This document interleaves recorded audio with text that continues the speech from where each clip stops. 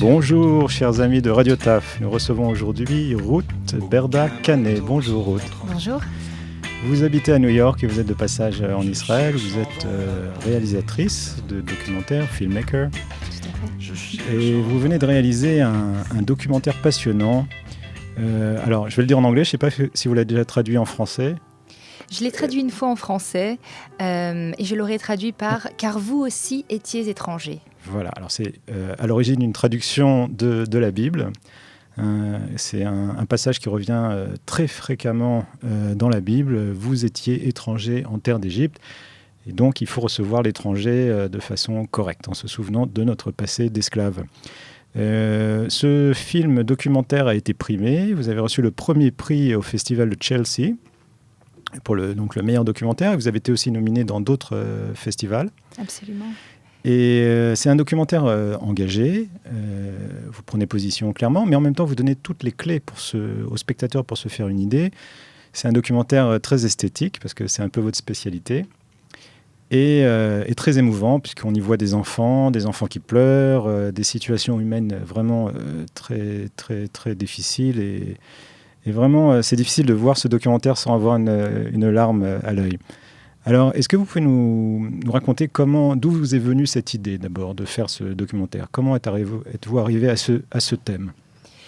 J'ai toujours été extrêmement engagée vis-à-vis d'Israël. Je me suis toujours définie comme une sioniste de gauche, mais sioniste quand même.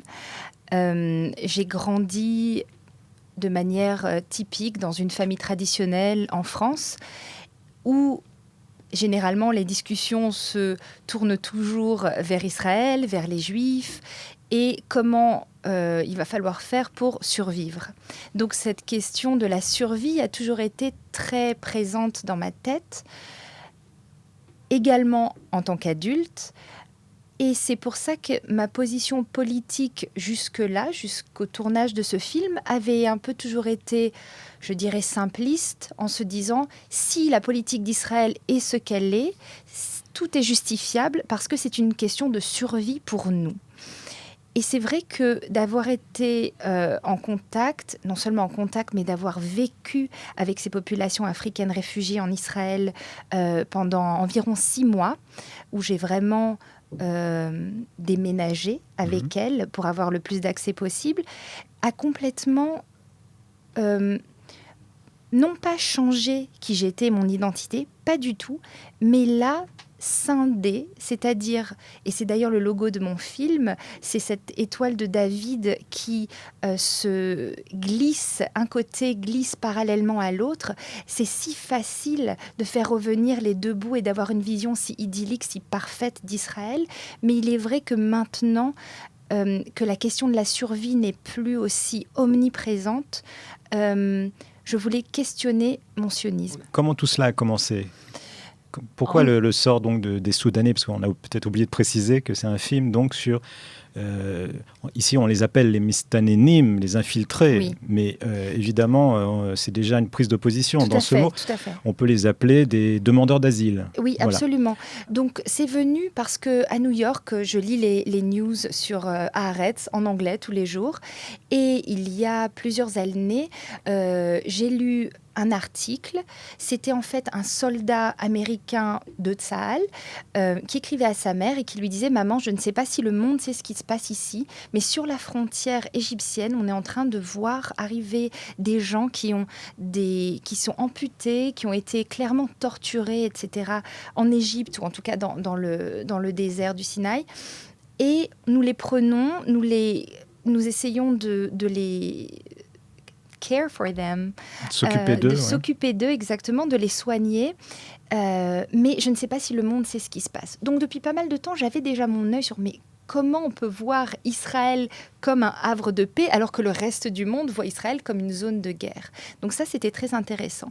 En février 2012, quand j'ai ouvert le journal, j'ai vu que le ministre de l'Intérieur de l'époque, Eli Yishai, qui fait partie du parti Chasse, qui est en soi déjà donne beaucoup d'informations sur la politique menée, avait donné un ordre d'expulsion à 700 Sud-Soudanais qui leur laissait 60 jours pour quitter le pays ou être expulsés de force.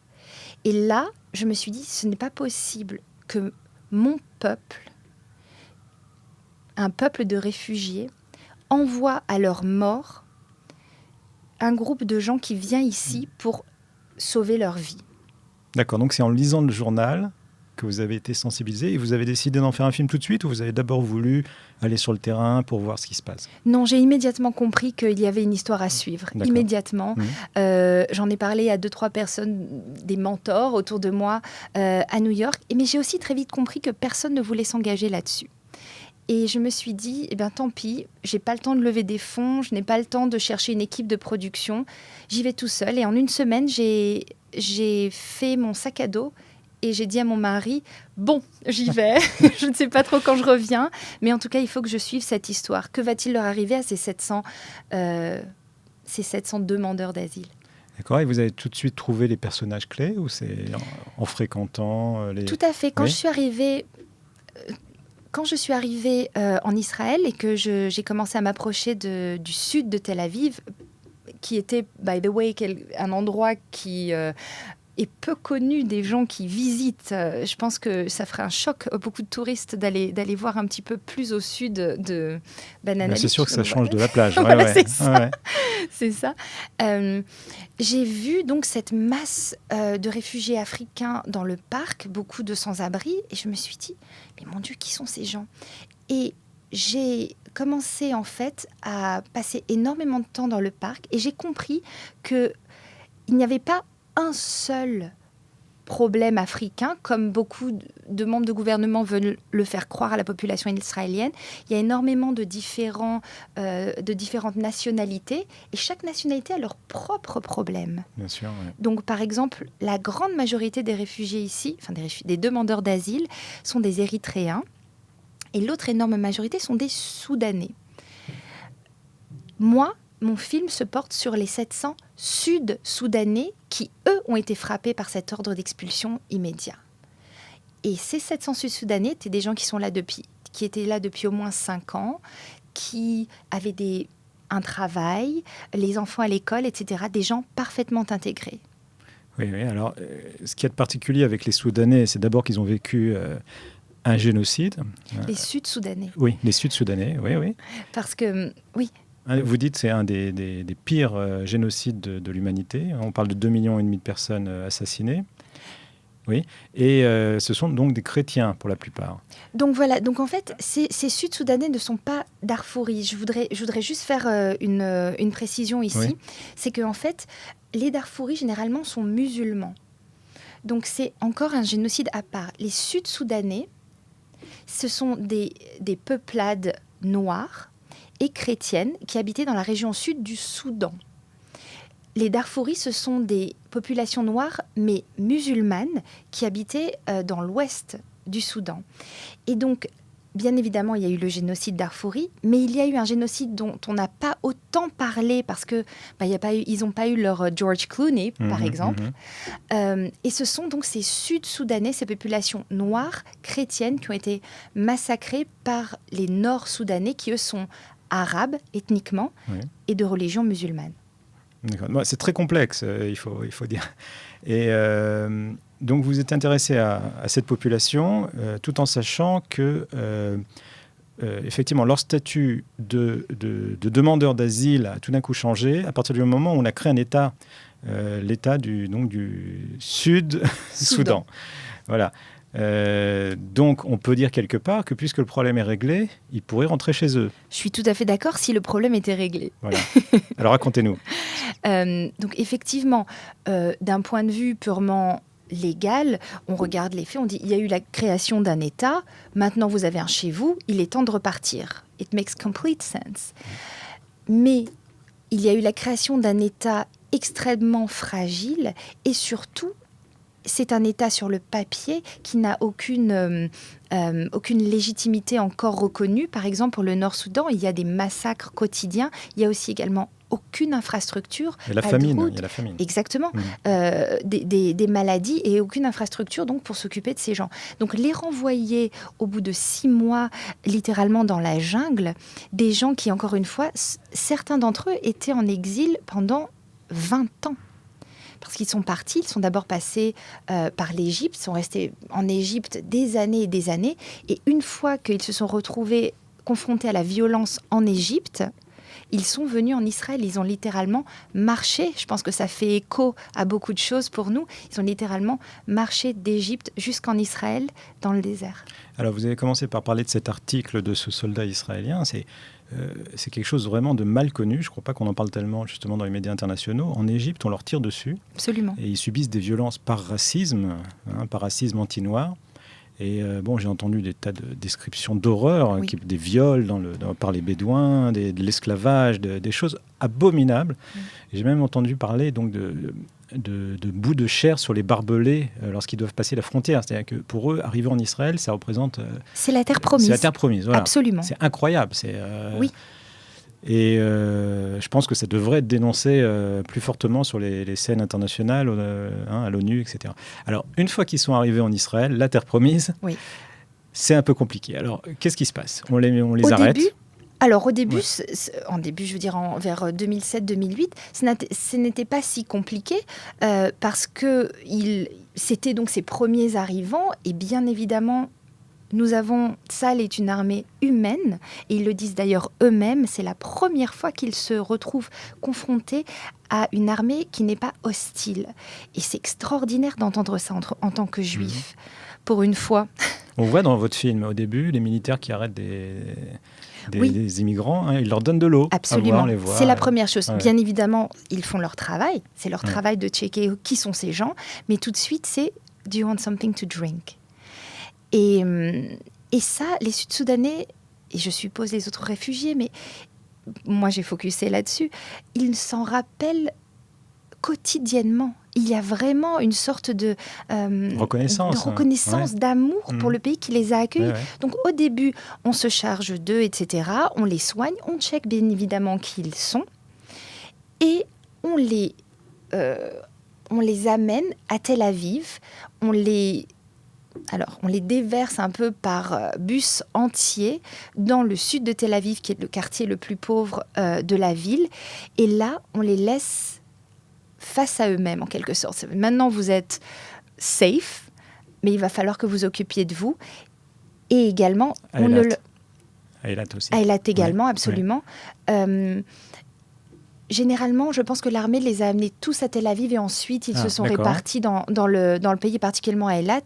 Ils occupent des postes qui auparavant étaient occupés par les Palestiniens, etc., et par les Arabes israéliens qui maintenant ont élevé leur statut social, qui ont de meilleurs travail. Et donc...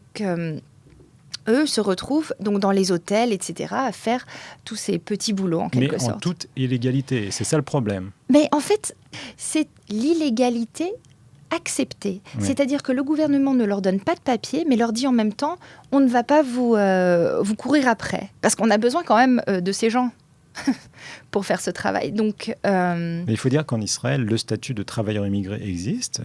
Il y a beaucoup de Chinois, de Thaïlandais, Indonésiens, qu'est-ce qu'il y a des Philippins, beaucoup de Philippins. Absolument, de l'Asie du Sud-Est, oui. Et beaucoup aussi de Roumains, d'Europe. Mais là, donc, c'est pas le statut de travailleur immigré. On parle donc là de demandeurs d'asile. Demandeurs d'asile. Voilà. Et là, des gens qui ne prévoient pas retourner a priori dans leur pays d'origine. Absolument. Et alors voilà, mais je crois qu'ils ne sont pas reconnus. C'est ça tout le problème, c'est qu'ils ne sont pas reconnus comme demandeurs d'asile. Mais en fait, ils sont dans une espèce, un flou légal de toutes les demandes d'asile qu'Israël a reçues depuis la création de l'État d'Israël. Ils n'ont accepté que 0,2% de toutes les demandes d'asile. Et je pense que ça fait environ 5 ou 6 personnes. Je me rappelle, non, beaucoup plus peut-être, mais je ne sais plus. Mais en tout cas, c'est 0,2% de toutes les demandes d'asile. Donc, il y a aussi dans ce chiffre, on ne peut pas s'empêcher d'être un tout petit peu suspicieux, de se dire vraiment, de tous les gens qui sont venus ici, qui disent avoir fui le génocide, vous n'en avez reconnu que 0,2%. Je crois que c'est même pas vérifié. Ils ne veulent pas traiter du problème. Exactement. Voilà. Donc en fait, ces gens sont totalement dans le flou. Et donc ils se retrouvent à vivre sans support de la société, mais à la fois, ils en font partie inhérente. Oui. On les voit ici dans toutes sortes de travaux. Hein.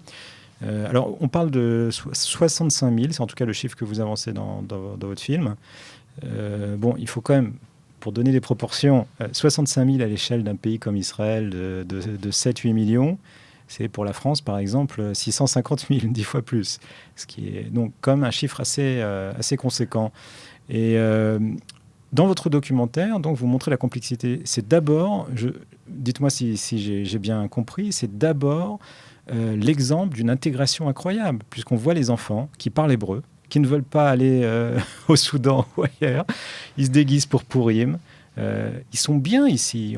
Ils travaillent, ils se sentent bien et ils veulent rester. Tout à fait, parce que ils n'ont connu que ça, ces enfants. Quand ils étaient en Égypte, ils étaient beaucoup trop petits pour se souvenir de ce qui s'est passé.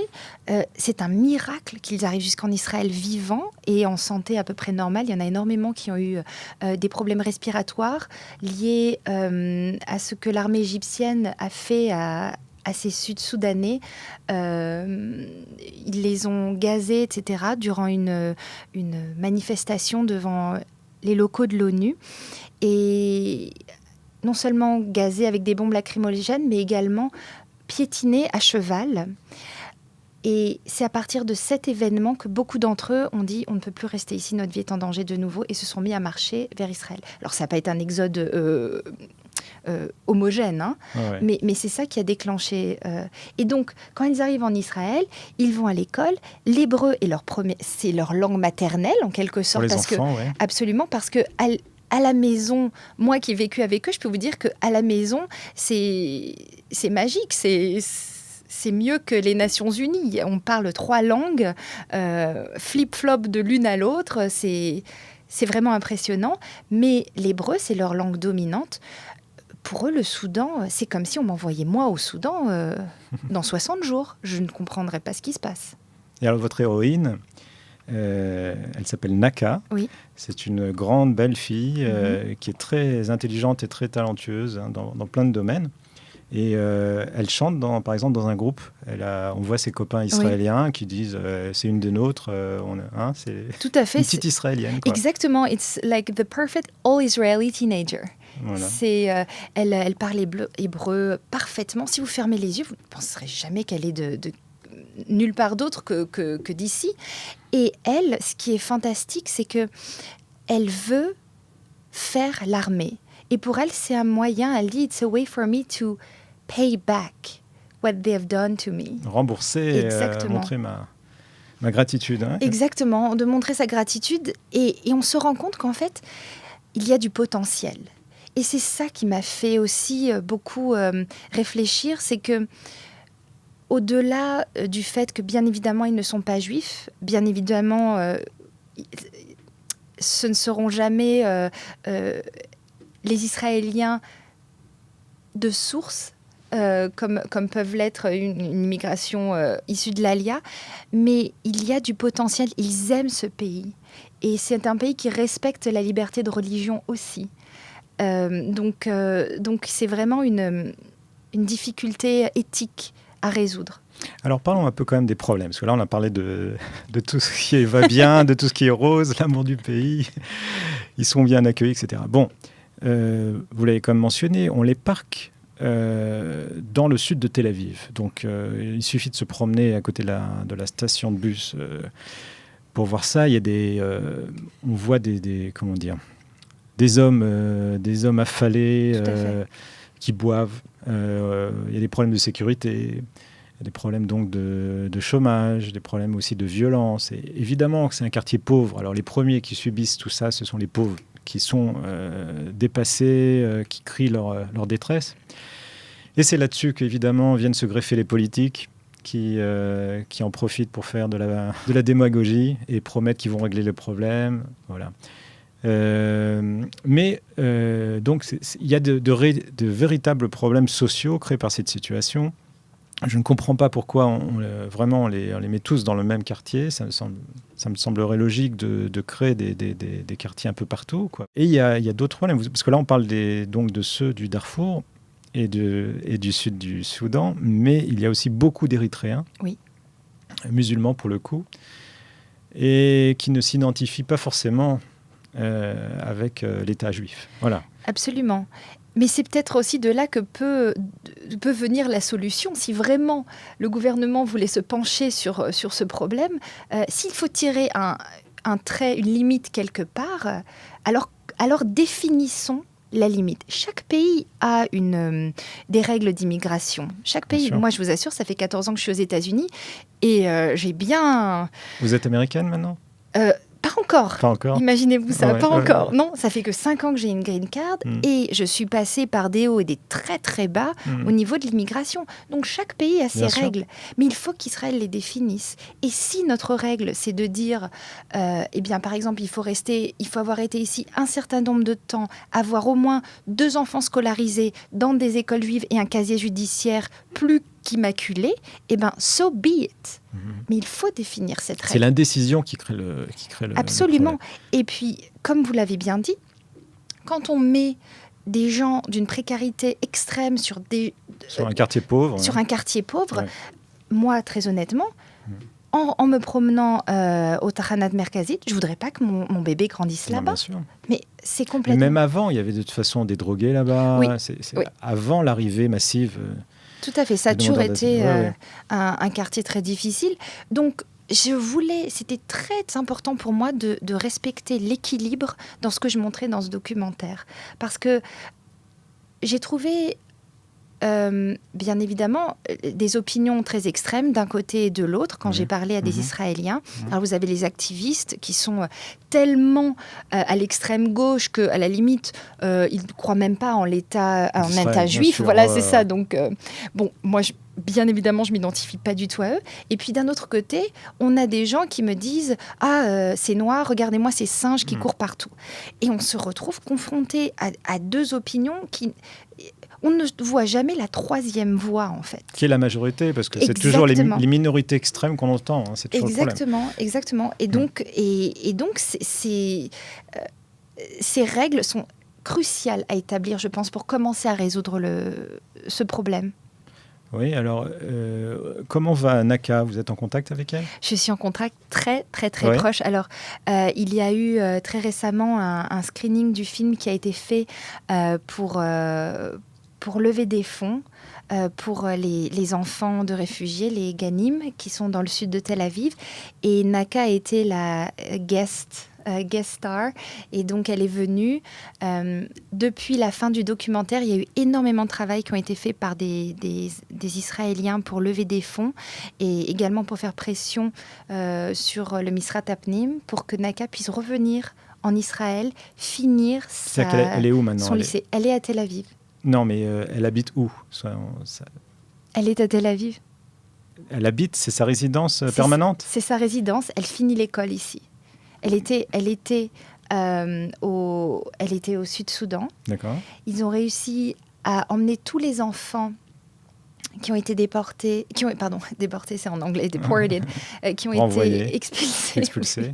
Qui ont été expulsés du Sud-Soudan jusqu'en Ouganda, où ils ont créé une école bilingue, hébreu-anglais, pour que ces enfants-là continuent à avoir des liens avec Israël. Et ils sont régulièrement visités par tous les Israéliens qui s'occupaient d'eux ici, qui font le voyage à chaque fois à Kampala pour aller les voir. Mais Naka, qui était l'une des plus âgées et sans doute l'une des plus charismatiques, il faut dire ce qui est, elle est the perfect poster child. Il y a eu énormément de travail qui a été fait pour la faire revenir, au moins pour qu'elle puisse terminer high school, le lycée. Et elle est restée combien de temps alors finalement en Ouganda ? Elle est restée en Ouganda pendant 1 an et demi. D'accord. Et Israël lui manquait ? C'était très, très dur, très dur. Et surtout, il y a énormément de vidéos aussi qui ont été faites là-bas. Vous les voyez, ils continuent à parler hébreu entre eux. C'est leur langue de jeu, c'est leur langue de confidence, d'adolescents. Oui, alors bon, j'invite tous les auditeurs à visionner ce film. Comment on peut le voir? Ça va passer à la télévision peut-être? Maintenant, oui, tout mon travail, c'est effectivement de trouver des distributeurs, soit la télé, soit vidéo on demand, donc iTunes, des choses comme ça. En ce moment, je suis en train de terminer par le cycle des festivals qui généralement arrivent avant la grande distribution. Et ensuite, j'espère pouvoir passer ce film à la télé. Alors, pour donner envie, on va passer un extrait. Bien sûr, donc ça, sans vouloir donner la complète fin du film, mais les Sud-Soudanais sont en train de réaliser qu'il y a de moins en moins de chances qu'ils puissent rester. Et ils organisent une manifestation pour délivrer un message à Israël. Firstly, let me thank the soldiers. They brought us from the border to here safely. We never forget this. Another thank also to people of Israel. You are really a friend of South Sudan, believe me. Forget about the policy. Forget about policy. Israel will be my heart. God bless you.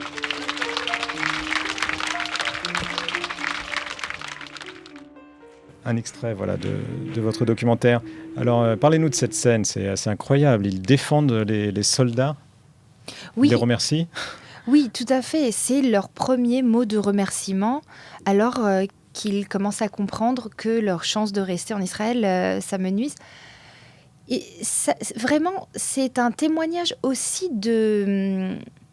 Ce n'est pas du tout un cri de désespoir, il n'essaie pas de convaincre du tout qu'il faut les garder, qu'on vous aime bien et qu'on ne va pas faire trop de bruit. C'est vraiment un cri du cœur. Et il y a beaucoup de personnages qui le disent à plusieurs reprises dans le film. La mère de Naka en particulier décrit la scène d'arrivée après avoir marché dans le désert.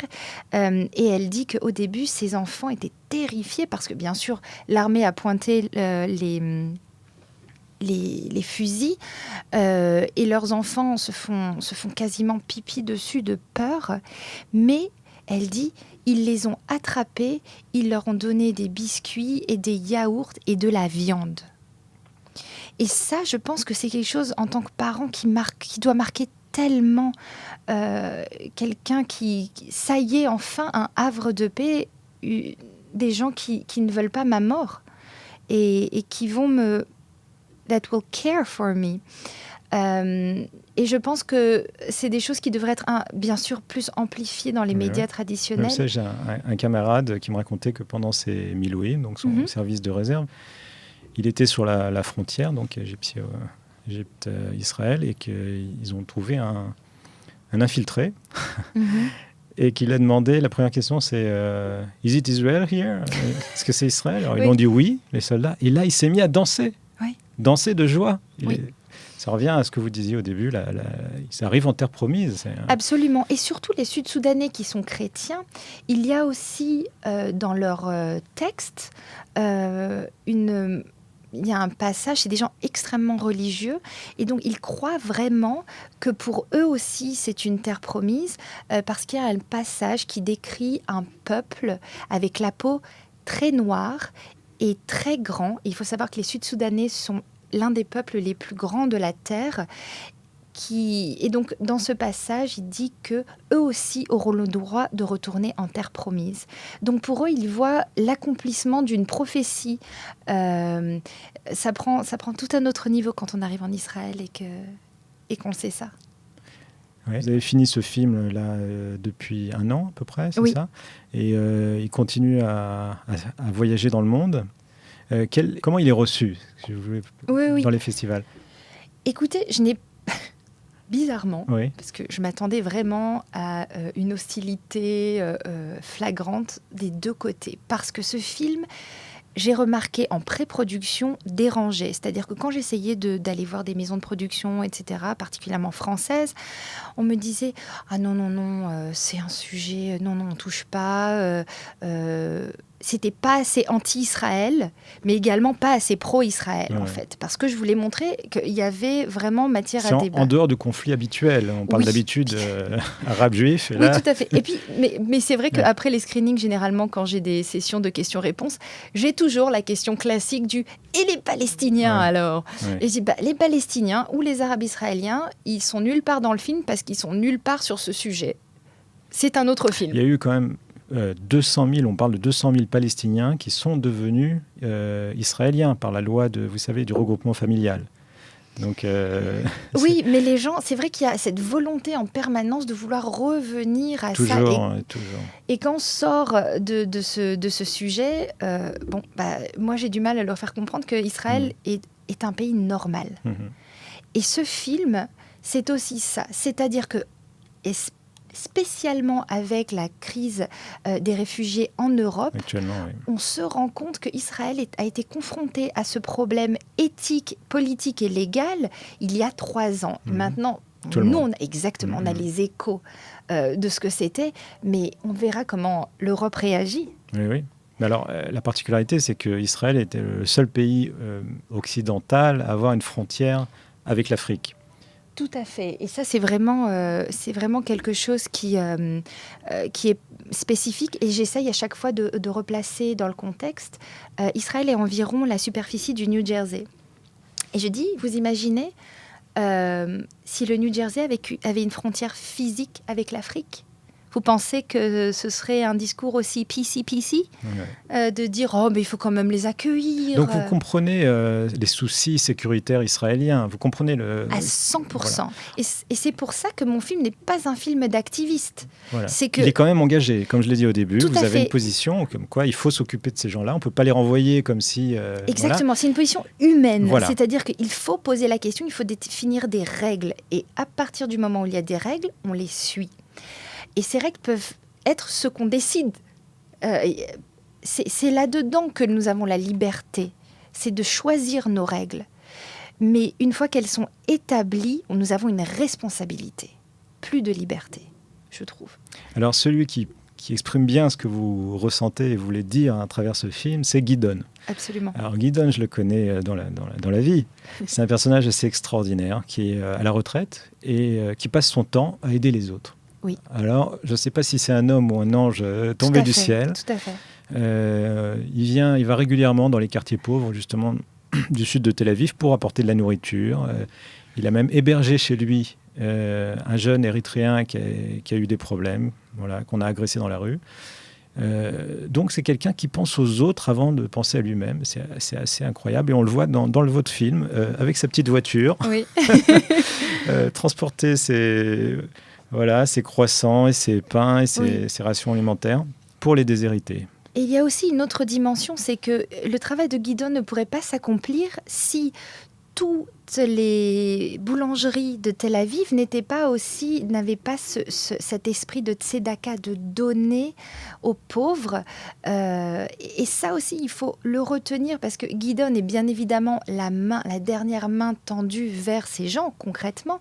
Mais il y a en amont toutes ces boulangeries qui sont tellement heureuses de donner tout ce qu'il leur reste à la fin de la journée. Et donc Gideon, effectivement, fait le tour des boulangeries les plus huppées de Tel Aviv. C'est pas une exception. Enfin, il est extraordinaire, je veux dire, mais il y a effectivement de la générosité quand même de la part des Israéliens. Oui. Alors, on va passer l'extrait où Gideon distribue de la nourriture. Oui.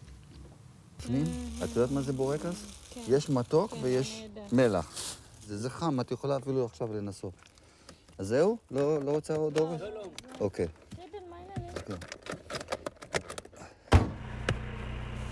It's a long day, huh? They shut the border recently and there's no more refugees flowing in, which is okay. Every country has the right to protect its borders and not have an influx of people that they cannot handle or provide for. But since these guys are here,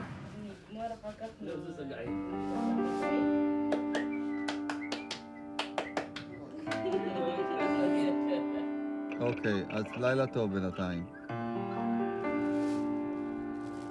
It's a human way. It's the Jewish way. It should be the normal human way.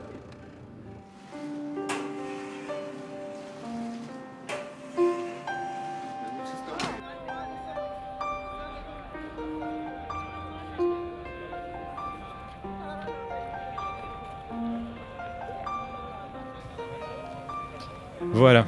Alors, on vient de voir et d'entendre Guidon. C'est donc ce message que vous vouliez transmettre sur le côté humain. Oui, absolument.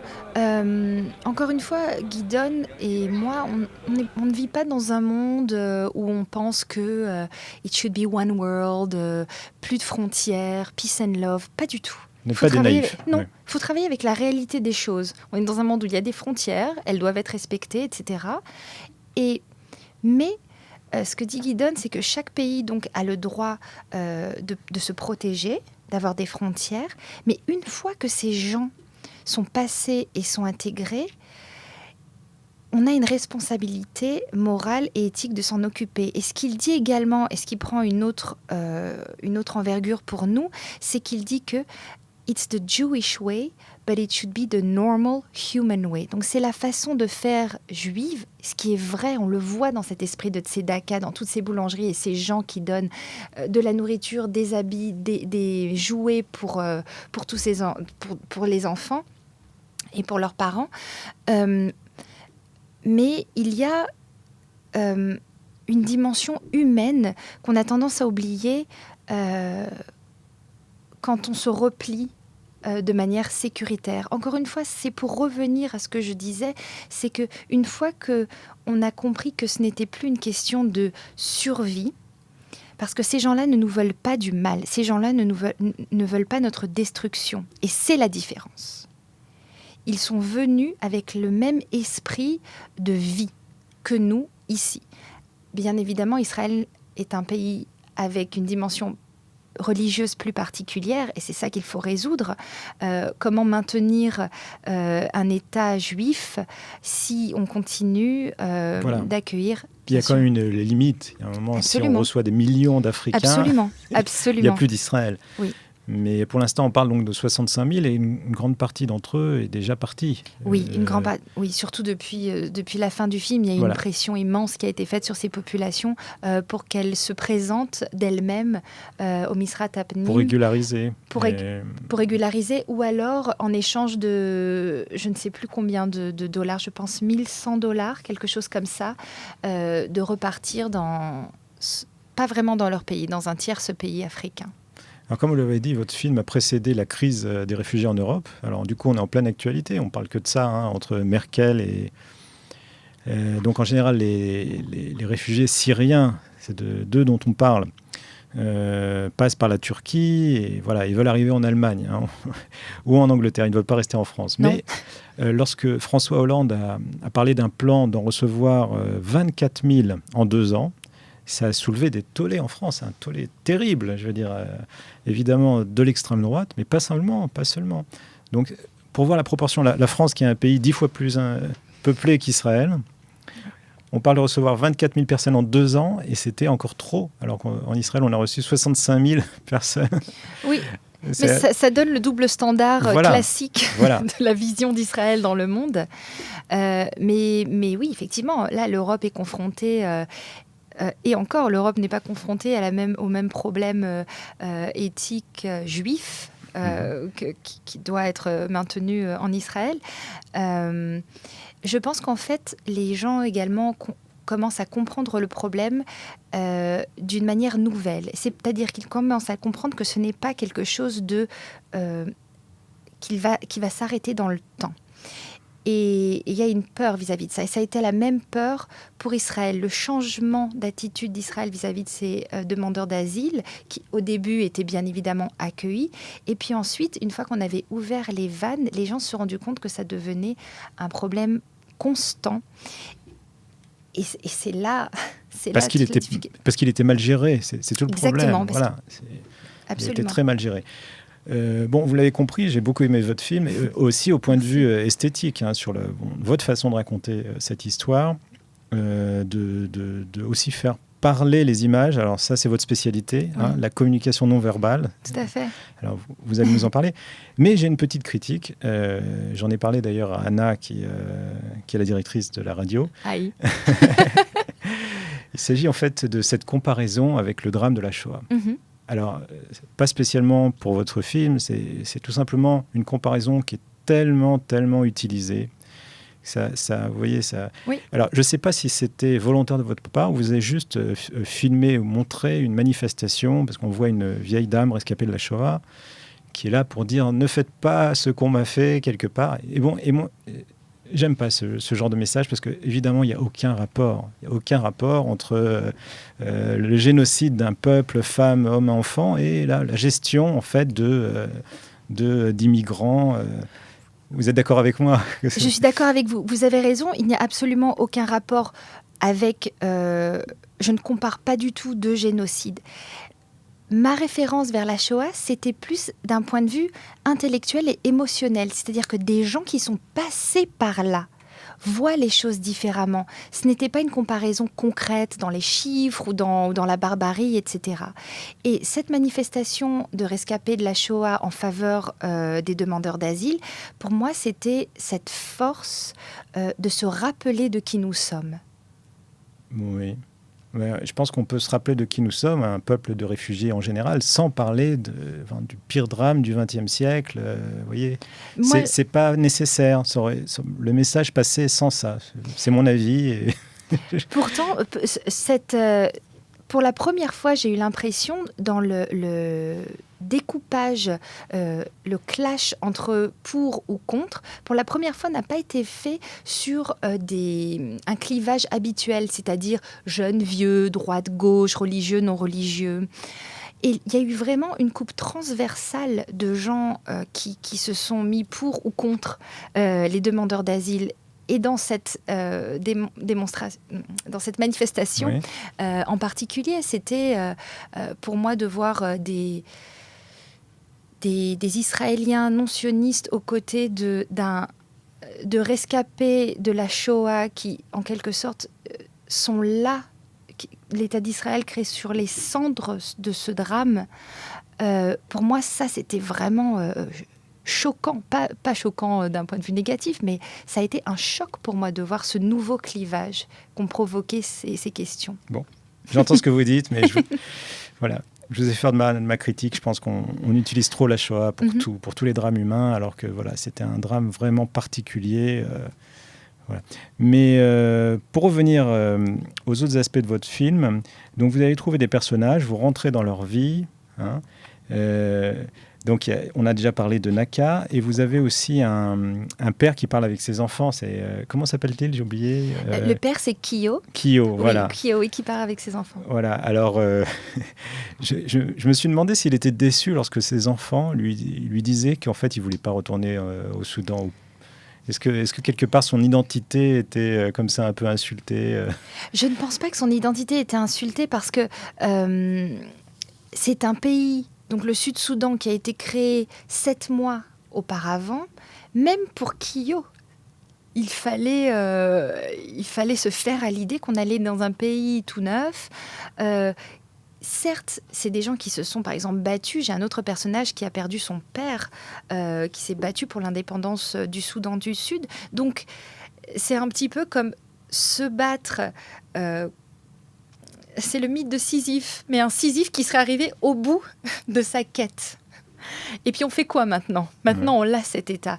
Mais c'est la jungle. Il va falloir tout construire. Et ce ne sont pas des gens qui sont éduqués, bien évidemment. Donc on ne sort pas un état du sol comme ça, avec des infrastructures viables. Donc il n'est pas déçu. Mais effectivement, je pense que dans cet échange où il leur dit il n'y aura pas d'électricité, il n'y aura pas de frigo, et il leur dit c'est pas grave, nous on mangera de la pizza. Genre, don't worry. Je pense qu'il réalise en fait l'ampleur du choc culturel que ça va être pour eux. Et alors, comme je l'ai dit, vous n'évitez pas de présenter les problèmes. Au contraire, hein, vous montrez qu'il y a aussi de l'insécurité. Effectivement, vous parlez de ce terrible viol là, d'une vieille dame par des réfugiés. Vous parlez aussi donc des propos, vous montrez des propos racistes d'Israéliens envers ces populations. Donc vous montrez vraiment que c'est un problème complexe et que, on peut avoir des critiques, mais finalement, on peut dire qu'en Israël, on se débrouille pas trop mal, on essaie de gérer ça, hein, par rapport à l'Égypte tout simplement, quoi, où ils ont été maltraités. Absolument. Hein, je crois qu'on peut dire ça. Absolument, absolument. C'était pour... D'ailleurs, ça a été quelque chose de très difficile pour moi et ma monteuse, qui n'était pas juive, qui n'était pas du tout attachée à l'Israël, et qui me disait, qui me poussait un petit peu dans mes limites. Il y avait des choses sur lesquelles je ne voulais pas revenir. Et c'est vrai que ces propos racistes, par exemple, j'ai eu tellement de mal à les mettre. Mm-hmm. Tellement de mal. Parce que ça me fait mal, en fait, d'entendre ça. Parce que ce racisme primaire me fait encore plus mal quand ça vient de nous, en fait. Mm-hmm. Je n'arrive pas à le concevoir, c'est très dur pour moi.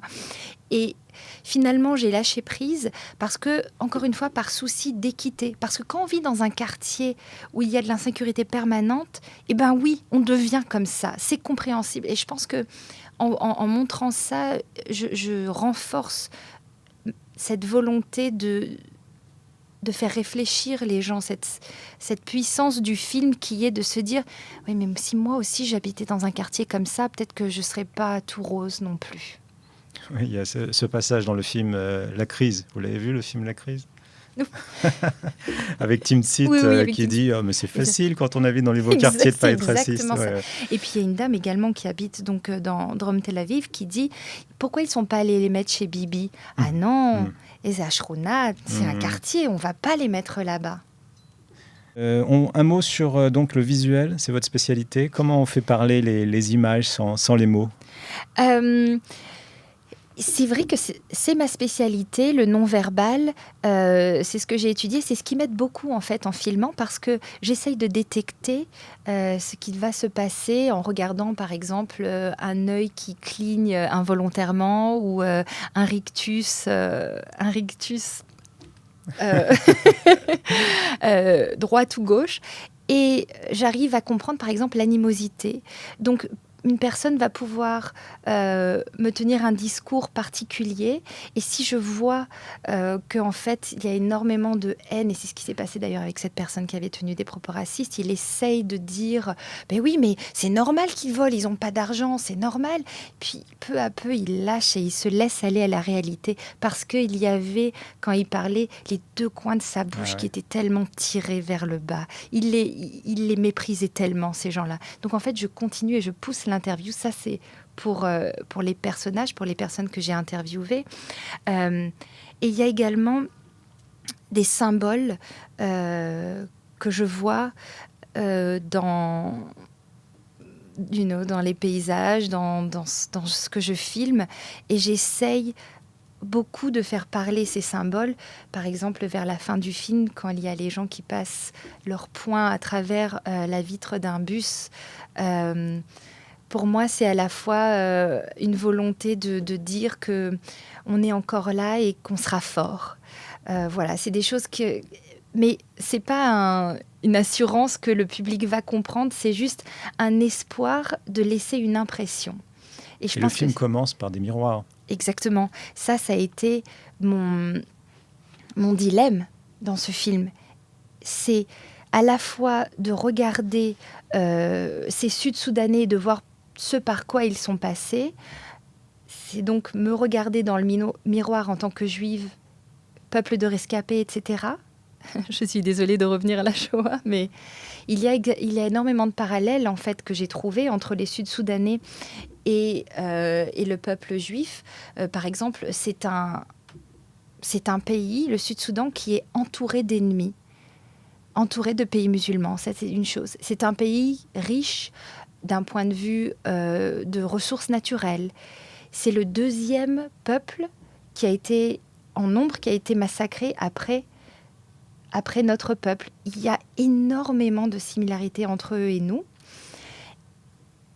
Et également de me dire, est-ce que je serais capable de me regarder dans un miroir demain, quand ces gens-là seront partis. C'est vraiment une introspection de soi-même. Alors, Ruth Berdakane, parlez-nous un peu du processus de création. Je suis moi-même réalisateur. En général, on commence par concevoir un scénario et à l'écrire, et puis ensuite seulement on filme sur le terrain. Vous, je crois que c'est le contraire qui s'est passé. Exactement, parce que j'ai compris très vite que l'histoire qui était en train de se dérouler, ces 60 jours, cet ultimatum qui avait été donné à ces Sud-Soudanais, j'avais pas le temps ni d'écrire, ni de lever de l'argent pour avoir une équipe, etc. Donc je suis partie seule avec ma caméra en une semaine et je me suis littéralement infiltrée dans leur communauté. J'ai été au travail avec eux, à l'école, dans les institutions israéliennes, etc. Je faisais partie de leur vie au quotidien. Vous habitiez chez eux? Absolument, j'habitais chez eux, oui. Et ça m'a donné un accès absolument incroyable comparé à, par exemple, ce que ça aurait été pour moi d'arriver avec 2 caméramans et quelqu'un qui prend le son. Mais donc comment j'étais seule. Ils vous ont tout de suite accepté chez eux? Pas tout de suite. Ouais. Pas tout de suite. Au début, ils pensaient que j'étais une journaliste et ils en étaient très réticents parce qu'ils en ont vu passer des journalistes qui viennent pour 2 heures et qui s'en vont. Et j'ai eu du mal à leur faire comprendre que j'étais là pour rester et que je resterai jusqu'au bout de cette aventure. Pour être tout à fait honnête, je pensais que le film allait m'emmener moi-même au Sud-Soudan parce que donc, je me suis dit, je vais passer 2 mois en Israël avec eux, aller au Sud-Soudan avec eux et voir ce qu'était leur vie un peu avant-après. Mais la tournure des choses, la société israélienne s'est tellement rebellée contre cet ordre d'expulsion que j'ai réalisé que l'histoire était ici. Et c'est pour ça, le total de l'histoire a duré 6 mois. Et pendant ces 6 mois, j'ai suivi leur haut et leur bas. Je ne savais absolument pas comment allait se solder leur histoire. Et du coup, vous avez eu votre scénario, c'est-à-dire le compte à rebours. Il y avait Exactement. moins 60, moins 30. Tout à fait. Et c'est prenant parce qu'on se demande, vont-ils être expulsés? Absolument, ouais. Absolument. Et j'ai voulu construire le film comme ça. Il y a énormément de choses, bien sûr, qui n'ont pas pu être dans le film. Il y a eu un moment aussi où ils ont perdu leur travail. Tout le monde a perdu leur travail au même moment. Ça posait des problèmes éthiques pour moi, en tant que réalisatrice qui habitait chez eux. Est-ce que je remplis le frigo ou est-ce que je laisse la réalité? Qu'est-ce que vous avez fait? Je n'ai pas rempli le frigo, mais je les ai emmenés dehors à chaque fois. J'ai laissé la réalité, bien sûr, se dérouler, mais on ne peut pas être juste observateur. C'est difficile. C'est impossible. Donc, et le montage, comment ça s'est passé? On voit un petit film sur Internet. Alors, il suffit de taper votre nom sur Google. Oui, ou sur le site foryouonestrangers.com. Voilà. Et on vous voit alors avec votre monteuse coller des post-it sur le mur, je sais pas, des centaines de post-it. Ah oui, il devait y avoir au moins... Alors en fait, chaque post-it est une scène. Oui. C'est-à-dire que chaque post-it aurait pu être une scène du film. Et en fait, un film, ça ne se construit pas de A à Z. Il faut sans doute commencer par le cœur de l'histoire et ensuite aller vers les extrêmes, vers le début et vers la fin. D'ailleurs, c'est le début qu'on fait en dernier dans un film. Quelle est cette opening scene que l'on va mettre pour accrocher le spectateur? C'est ce qui est le plus dur. Donc, bien évidemment, on connaissait la fin du film, mais le processus de changer l'ordre des scènes. Il fallait aussi donner tellement d'éléments pédagogiques parce qu'il y a peu de gens qui connaissent ce problème. Et comme vous l'avez dit, il y a tellement de couches, de stratification, de complexité géopolitique, légale et religieuse que tout le dilemme était donc de faire que le film soit à la fois fluide, mais pédagogique, qui donne des informations. Et émouvant, et c'est un grand challenge. Mais bon, vous n'avez pas pu garder tous ces dizaines de scènes, c'est pas possible. Il y en avait trop. Il y en avait trop. Vous imaginez 6 mois de tournage. Bien évidemment, il y a 80% du temps, la caméra était off. Je vivais simplement avec eux. J'essayais de leur faire comprendre qu'ils pouvaient me donner leur confiance, que je ne les trahirais pas, comme ces journalistes avaient vu passer, par exemple. Mais déjà, dans toutes ces heures que j'ai tournées... Et vous allez peut-être faire une suite à ce film ? Je pense qu'il y a des choses qui ont été faites. Pour la télé, par exemple, il y a une équipe de télévision israélienne qui est allée filmer ses enfants. je pense pas que je ferai de suite. La fin de l'histoire a été la fin du film pour moi. En revanche, je suis intéressée par ces gens qui choisissent Israël par choix et qui ne sont pas juifs. Donc, je pense que dans mes projets, il y aura d'autres films sur ces populations. Oui. Et on m'a dit, alors dites-moi si j'ai des bonnes informations, que vous pensiez faire votre alia. Absolument. Ce sont des informations correctes. Bon. Parce que, paradoxalement, dans la critique que j'ai trouvée d'Israël, moi qui ne suis plus si sûre de tout sur Israël, j'ai appris à aimer Israël plus fort. Dans la complexité, vous avez retrouvé une forme d'amour. Absolument. C'est très bien. Merci beaucoup et puis bienvenue en Israël si vous venez. Merci. Voilà. Et donc j'invite tous les auditeurs à visionner votre film. Alors vous tiendrez au courant de ces passages en Israël et sur Internet. Absolument. Alors on rappelle le nom. For you are one strangers, car vous aussi étiez étrangers. En terre d'Égypte. En terre d'Égypte, oui. Merci beaucoup et bon séjour en Israël. Merci beaucoup. Aucun Boeing